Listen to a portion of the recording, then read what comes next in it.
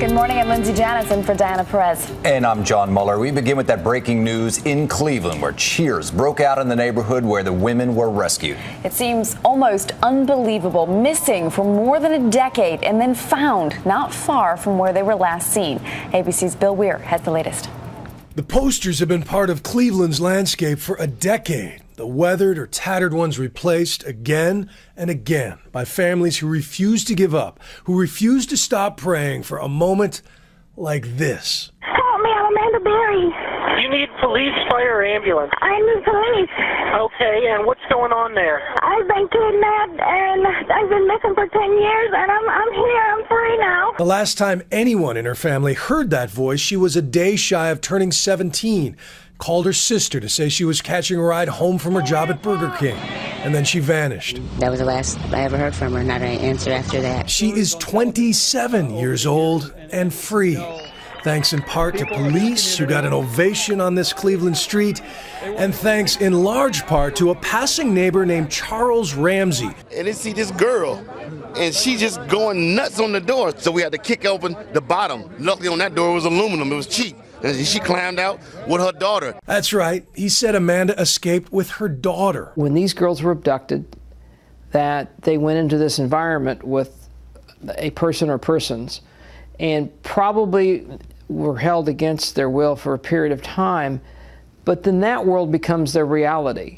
The girl Amanda told the police, I ain't just the only ones, it's some more girls up in that house. It was just amazing to see the emotion on these seasoned law enforcement officers when they went in there and saw Amanda and Gina and Michele. Yes, inside the home, they also found Gina DeJesus, who also went missing from this very neighborhood 9 years ago, walking home from a middle school a few blocks from where Amanda disappeared. That little girl on FindGeorgina.com is 23 years old.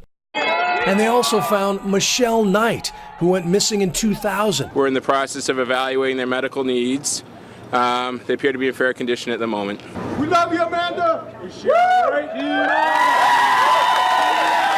Now attention turns to the kind of person or persons who could have held prisoners like this for so long. Police will only say they have 3 Hispanic men in custody, ages 50 to 54, but our sources tell us they are brothers. The middle brother's name, Ariel Castro, and according to his neighbor, he lived a life far above suspicion. He put on that great mask that everyone thought he was a good guy. Right. I barbecue with this dude. We eat ribs and whatnot and listen to salsa music. You see where I'm coming from? Yeah. And you had no indication that there was anything going on? Bro, not a clue. Bill Weir, ABC News, New York.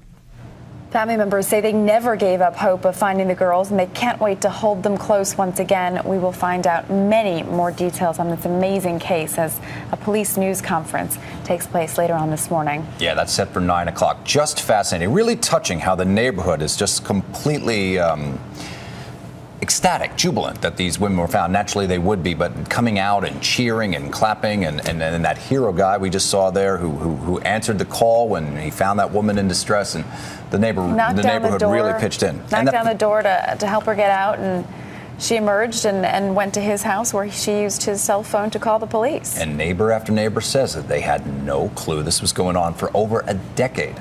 So you have the 3 adult women now freed. Apparently there was a child as well. The doctor that you saw in that report from Bill Weir confirmed he has 4 people, one of which is a child. Looking forward to hearing the details as they come out, and we will, of course, bring them to you. Stay with ABC News and abcnews.com all day as the story unfolds. Later this half hour, we'll get more insight from ABC's Stephen Portnoy. He's been covering this case from Cleveland.